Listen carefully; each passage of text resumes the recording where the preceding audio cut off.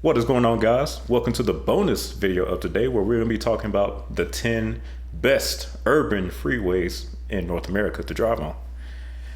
Now, for those of you not familiar with who I am or the channel, I am Mileage Mike, and over the past 5 years, I have been traveling all over America to all of its cities, both small and large, and checking out all of its highway, roadway, all types of infrastructure. A civil engineer by profession, and have been doing this YouTube thing for 2 years full time now at this point. So I've seen quite a bit. And on this video, I'm going to share with you what I think are the best 20 urban freeways that you need to experience if you want to travel around the country. Now, disclaimer for this video is that so far, there are a few states that I have not been to since I've been doing YouTube and filmed. Those are California, Nevada, well, they told me to say Nevada, Alaska, Hawaii, and North Dakota.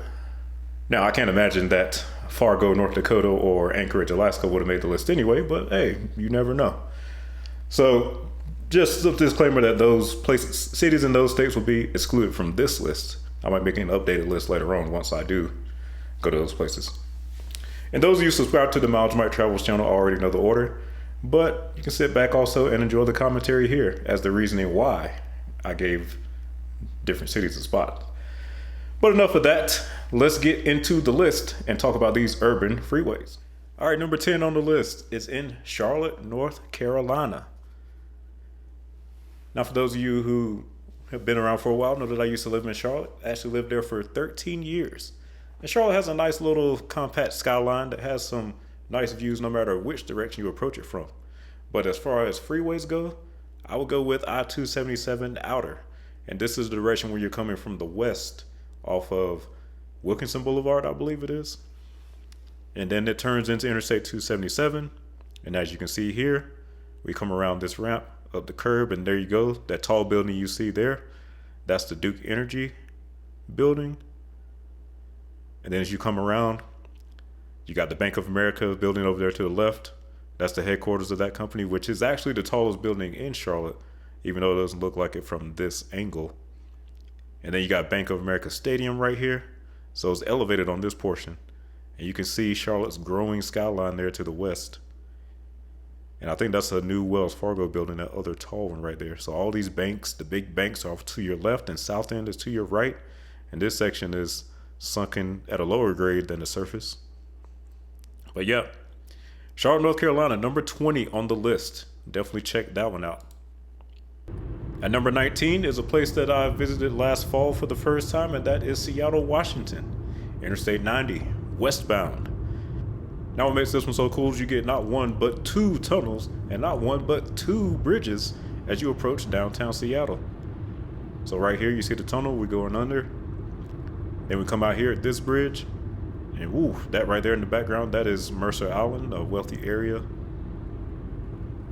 near downtown Seattle. And then once you get there, you get to Mercer Island, you go up underneath there into another tunnel.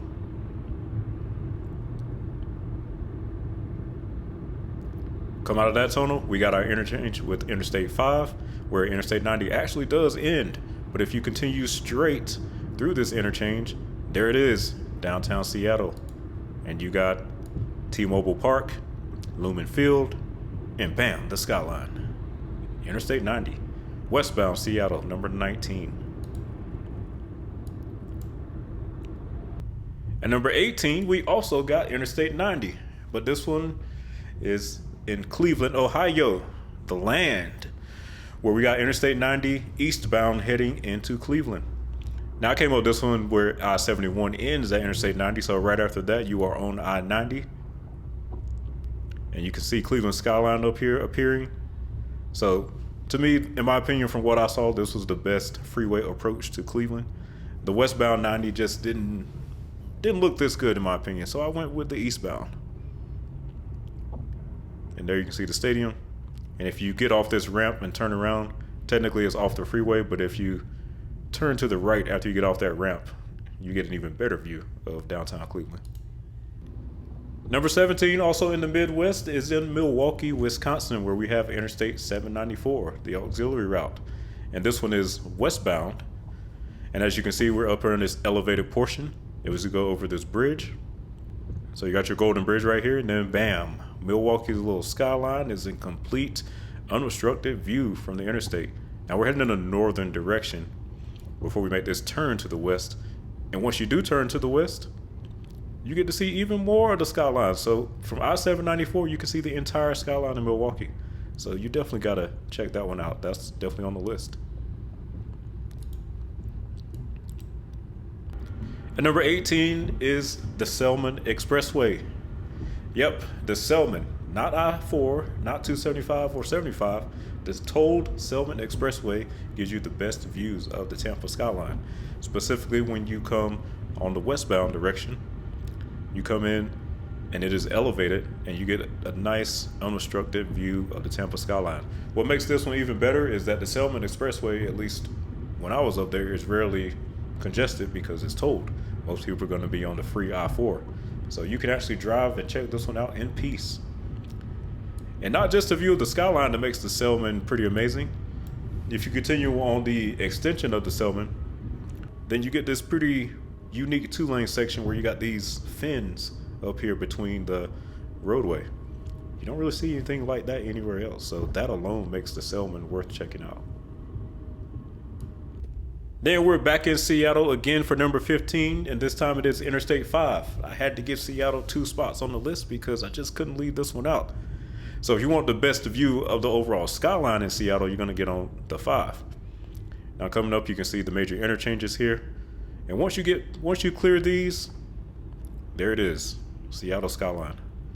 One of the best urban skylines in North America.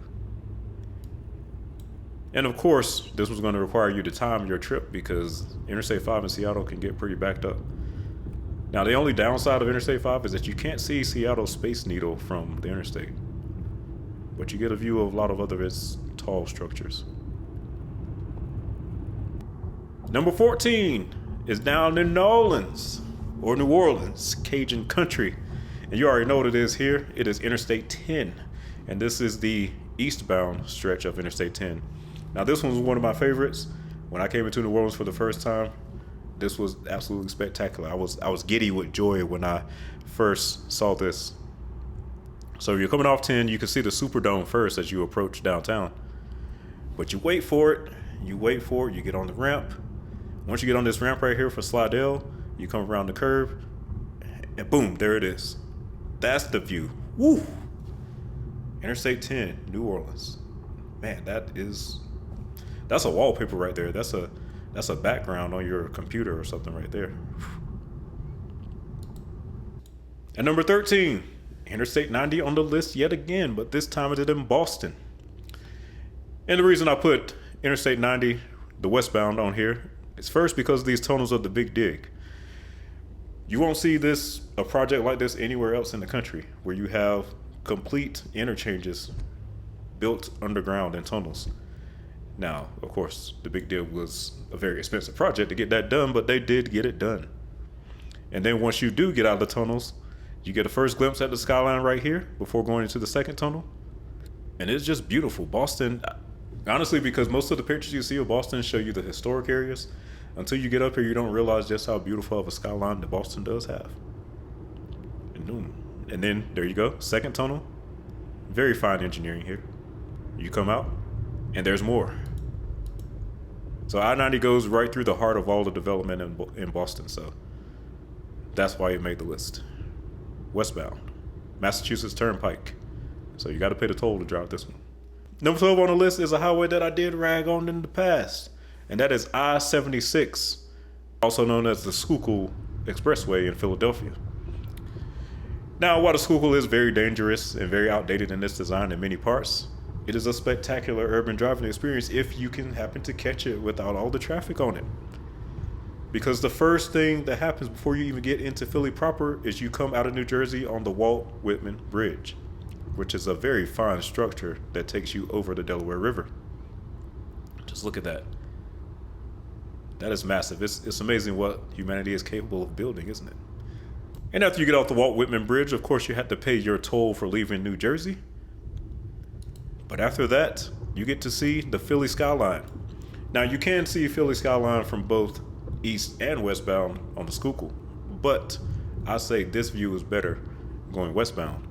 And Philly skyline is one that you don't hear talked about that much, because it's kind of overshadowed by like a New York, but it's actually really impressive from this vantage point. The 76 is the best view of Philly skyline, definitely better than I-95 in my opinion. So look at that. Oh yeah. And you're right along the river, you can see the Schuylkill right there. The city of brotherly love in full effect. Number 11 is back in Florida on the highway we just recently talked about. But despite how dangerous it is, it also has a section that is a beautiful drive, especially if you get in these express lanes and avoid the traffic, and that is I-4 eastbound in Orlando. And I put I-4 on the list because of this view right here. When you come into downtown, first you got this amazing interchange with Florida 408, which is the East-West Expressway. And you can see the skyline right there behind it. Now, Florida has some of the most colorful and beautiful highways in the country, which is one of the side benefits of its year-round warm weather. And then, of course, once you get past this interchange, you got Orlando proper, the core downtown to the east. The arena's over there on the western side. Look at that clean pavement. Like you got to come check this one out. But in the express lanes, I don't recommend that you drive the general purpose lanes unless you don't mind stress. Now we're getting into the top 10. Now this list was hard to make because I like all these, and there were some that didn't make the list that I like too. But top 10, we kick it off with Chicago. Interstate 90, the Dan Ryan Expressway westbound. Now some people did tell me that the eastbound approach to downtown Chicago on I-90 is a little better, but I haven't had the chance to see that one yet, so I went with the westbound. And what's not to love about this approach? I mean, the Dan Ryan is a very well-designed expressway with this express and local lane structure. And look at that, the Sears Tower. And Chicago probably has the second best skyline in America outside of New York City. So all this is completely urban. Chicago is huge. And when you get on the Dan Ryan, you can really get a feel for how big Chicago is. It's crazy. And then here with 290, you have the Circle Interchange. I think they renamed it to the Jane Byrne Interchange. And it has relieved a lot of congestion here in Chicago. And look at that. This video could be long just on Chicago alone because the urban development seems endless in this area.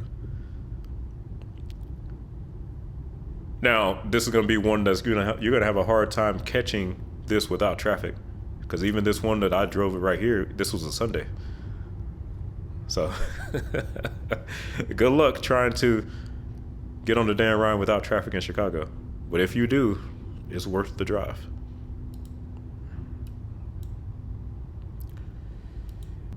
At number 9, we have Cincinnati, Ohio. And those of you familiar with Cincinnati know exactly where I'm going with this one, and that is I-75 northbound. And I put this one on the list for this one specific shot. And that's when you're coming down this hill, around this curve, and you look down into the valley and you get to see Cincinnati skyline, like right here, all compact. So take a look at that. And honestly, I feel like the video can't do it justice. You definitely got to see this one in person to see just how spectacular it is. And funny enough, for Cincinnati, that's actually the best view of the skyline. And as you get closer to the city itself, it doesn't look as good. And of course, you continue down once you cross the Ohio River over the Brett Spence Bridge, which is in dire need of replacement. You're in Cincinnati proper.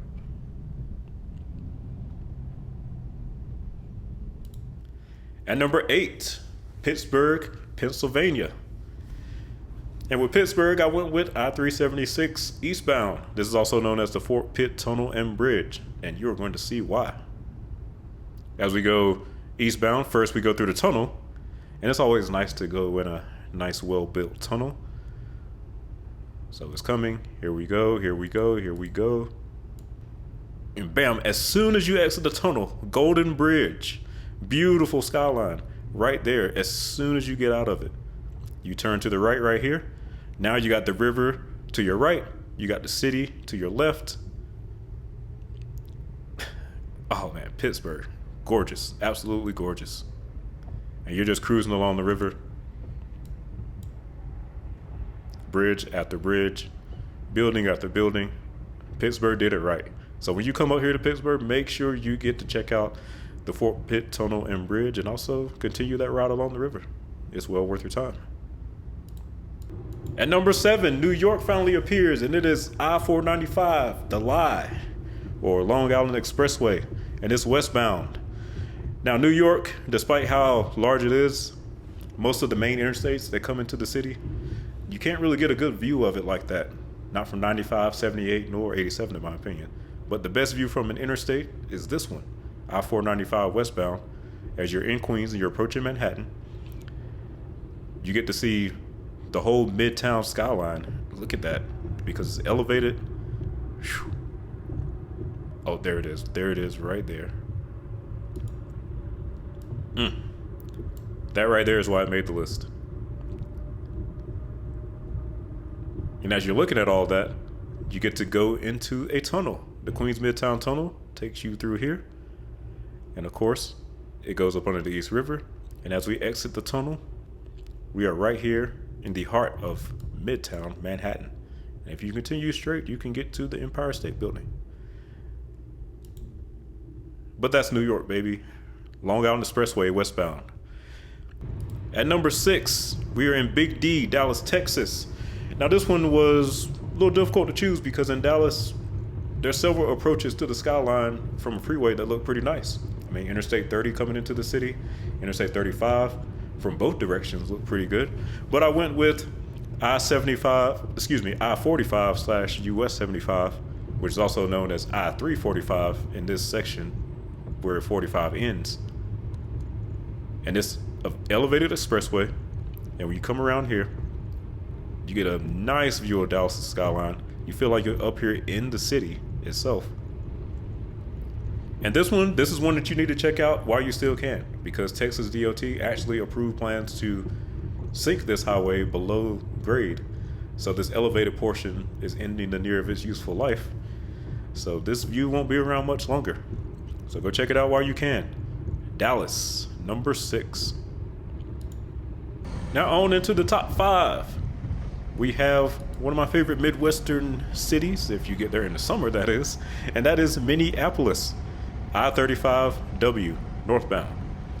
Now as you approach downtown Minneapolis, you get this very picturesque view of the skyline from I-35W. Now caveat with this one, you see the signage that tells you to exit to the right if you want to stay on I-35. If you want the best view of the skyline, you want to stay in the left lanes and go towards downtown. So this right here is like also a wallpaper shot. Very beautiful, very spectacular. Who knew Minneapolis looked like this? I always thought of it as a cold place that no one wanted to be. But that skyline is mighty impressive. Now at number 4 is a place that I've talked about for its gridlock traffic and no real solution for how to deal with it.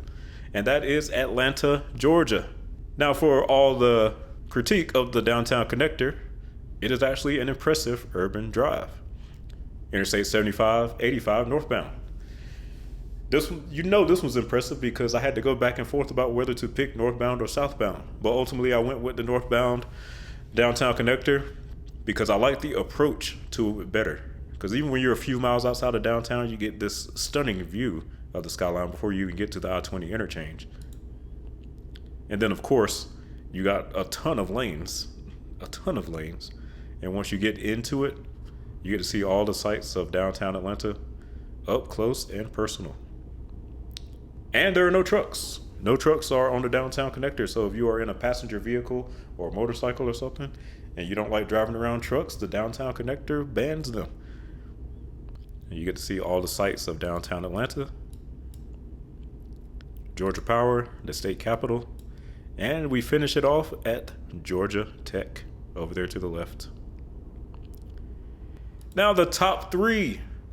Number 3, which is probably the best beginning of any interstate in the country, is Interstate 95 northbound in Miami, Florida. Interstate 95 comes off of US 1 and starts with a banger. As soon as the interstate starts, you are right here in downtown Miami with this incredible view. Now, Miami skyline continues to grow. Every time I go down there, it seems like they've added another high rise. So you're coming down here, look at that. Sunshine, palm trees, blue skies. What more could you ask for? Skyscraper after skyscraper, Florida concrete, hot 95. Always feels good to get on 95 in Miami, at least when the traffic's not crazy, that is. At number 2 is also a freeway that's hard to choose because it looks good in both directions, and that's the FDR Drive in New York City. Now, ultimately, I went with the northbound FDR Drive because of the bridges. So coming northbound, you come out of the tunnel in Lower Manhattan, and once you get out of the tunnel, bam, you're already seeing, you got the city to your left, bridges on the right. Similar to Pittsburgh, but this is New York. This is another level.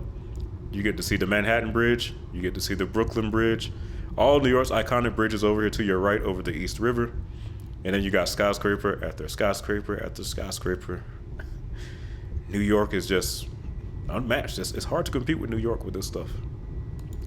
Nothing like driving on the FDR if you can catch it without the traffic, at least. And that's one thing I'll say about New York. Despite how horrible the traffic is, at least when you're sitting in traffic in New York, you get something nice to look at.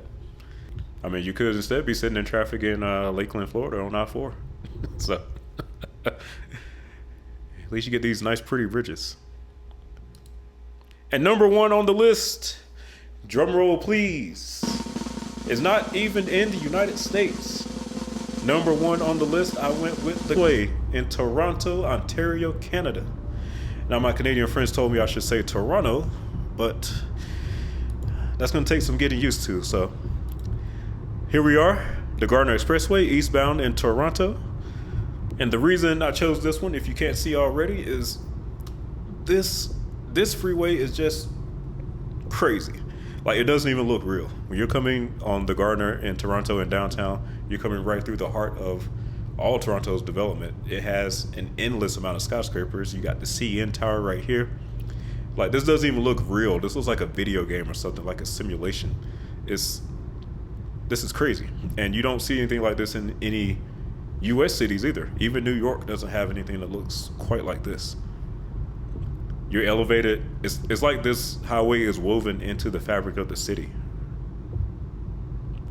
I imagine this is probably what the Midtown Manhattan Expressway would have looked like if they built 495 through New York. It will look something like this. This is mind-blowing. So the first time I came to Toronto and I got to drive on this, honestly, the video just can't even do it justice because my head was going left, it was going right, it was in front of me, everything, and I'm still trying to focus on driving. Yep, number 1, Gardiner Expressway, Toronto. You're gonna have to get that on a Sunday because it stays pretty busy, of course, since it goes through this dense area. And it's very impressive. Shout out to Toronto for beating out all American cities as the most impressive urban freeway in North America. Guys, and that is it. That is my top 20 urban freeways as of June 2025. Now, I definitely want to know what your opinions are on this because I know there are a lot of wild opinions on which ones are better, which ones are not better. Some places that didn't even make the list. Even I had to go back and forth several times when I was trying to make this list. So you guys let me know in the comments what you think about my list. What would you have changed? Some freeways that you might have added. And also for some places that I haven't been, are there places in California that you think will make the list the next time I do it? Maybe Vancouver. Maybe I should have put on Montreal. Either way, thanks for watching, as always, and I will see you on the next one.